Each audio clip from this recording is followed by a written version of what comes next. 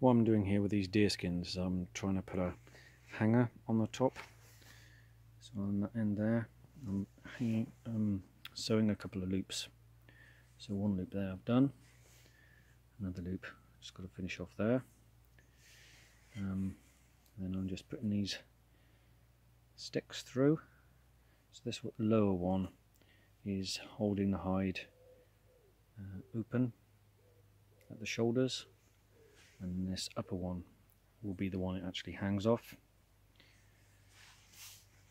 So on here, see I've got one hanging already, it's a bit dark, but across the shoulder there it holds it open, and then at the top I've got that stick through, and then I've made these little loops. So I've got some scraps of leather there, I put a little grommet through, a bit of paracord on the end there, so then that's what loops around the stick. And if I go around and have a look at the front, I'll be able to see a bit better. So I put these hooks in, and then the paracord there down onto the strap, and then across. So that's what it hangs off. You can just see the little loops there on the hide, and then across the shoulder there, that behind the hide is that second piece of wood which is just holding it open. If you don't have that, then they just sort of droop. So by putting that second piece of wood behind, and those little loops like that, it just holds it, gives you a bit of a better decorative effect. So I just got that last one to do, and that one will be hung up there. It's just to cover up the rather modern looking non-traditional waterproof that I've used on the shelter. Hopefully just make it look slightly more traditional, sort of the look I'm going for. So that's the last one, nearly finished. Getting a bit dark now, it's actually quite difficult to see what I'm doing. So I just got to get this last one done, and then I can finish off. So I've only finished this last one now. At the top there is the hanger, 2 loops, and then below here this is, we'll stretch out the shoulders so it hangs properly like these ones. Got the loops set up there and the hooks. I shall have a go at hanging this up while filming. So these are winter furs, deer furs. So they've got a nice thick fur on them. Will be nice and warm. They're not really there to keep it warm, they're there to just cover that up really. But down the back here you get a bit of airflow in there, and if it's cold at night it will help stop any drafts by having these furs up. This is just the edge of the bed here. It'll stop the draft. In the middle of winter I'll put up some foil reflectors, so when I've got the fire going, the heat from the fire will reflect rather than the warmth from the furs I've got at the moment. I'll just try and put this last one up in the loops. I've got the 2 loops there in the hooks.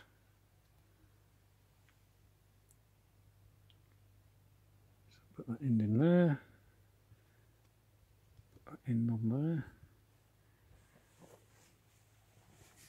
and then so we've got 3 at the back now.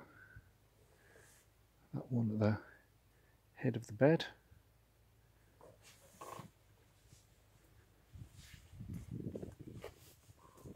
And then this one on the outside.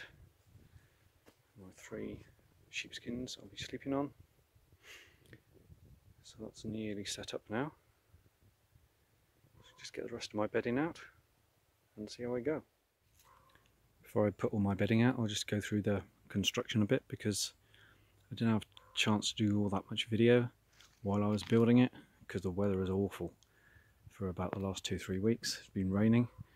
Today's the first dry day we've had, which is why I decided to come up here and set it up.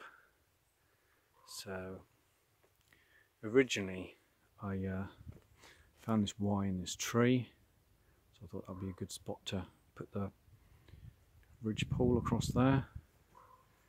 And I was just using timber that I found. It was either dead wood or along here I was clearing a pathway.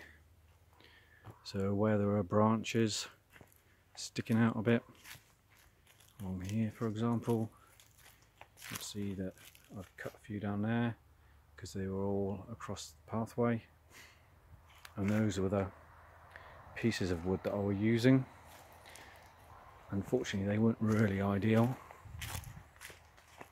so that's why the roof is not exactly perfectly straight. Later on I found quite a lot better timbers, so some of the later construction's a little bit better.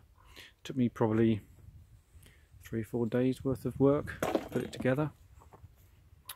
So I've got this ridge pole coming across here, and this is a live tree.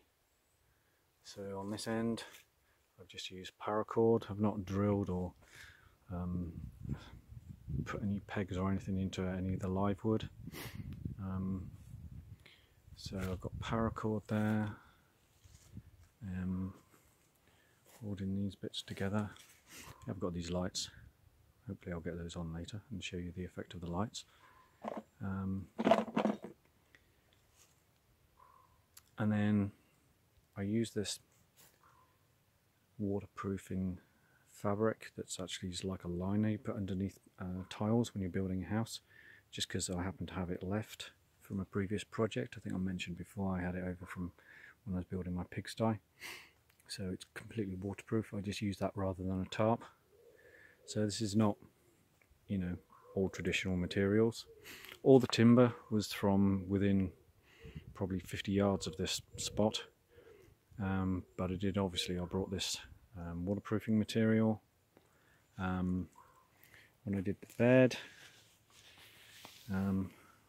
Again, all the timbers from around here, but I wanted it reasonably secure, so I have screwed in all of the slats on each side just so they don't come loose, so they're nice and solid,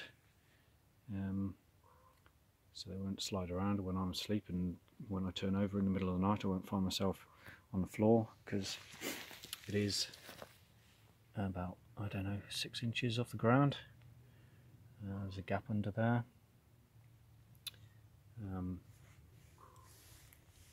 And in this corner I've got a little shelf I put together. I've got that reflective stuff there, so when I light candles I'm not likely to set fire to the place. A little cup holder there.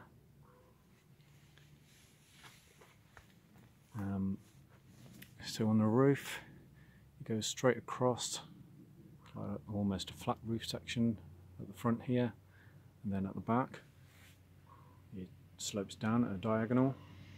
Come around the side, you might be able to see that better.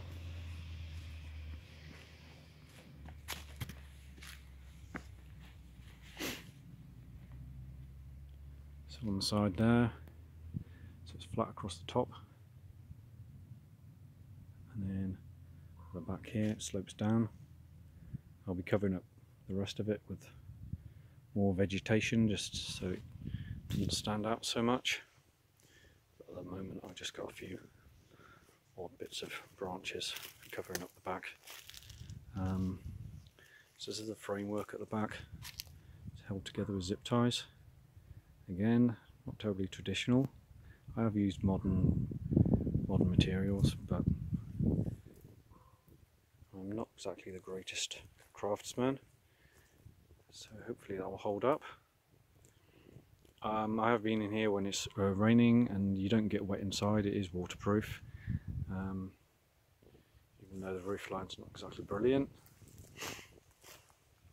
That's looking through to the, down there's the back of the wood shed, as it were.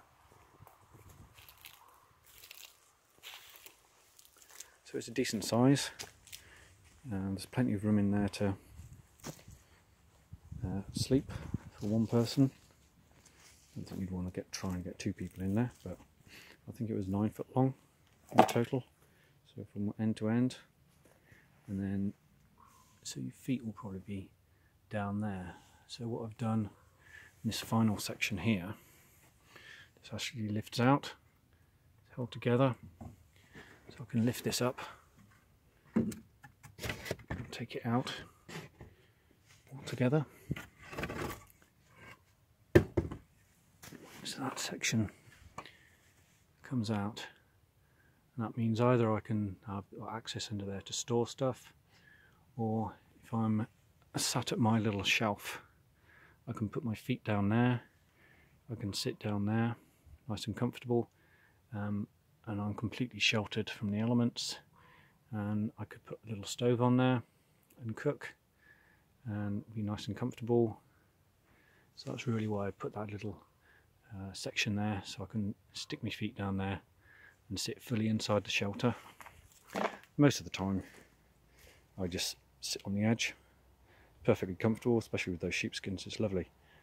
But that just allows me to sit inside properly and use that shelf. So I shall be having my dinner in there in a minute, because it's getting dark now. I mean, the sun's still up, but it's just on the horizon, just about to go below the hills. Got my bed set up for the night now. There's the other 5 deerskins. It's meant to drop down to about 8 degrees centigrade tonight, so it's not hugely cold, but it'll be reasonably chilly. So I've got a sleeping bag in here. It's a snug pack. It's called the sleeping bag. So underneath I've got the sheepskin for comfort and warmth.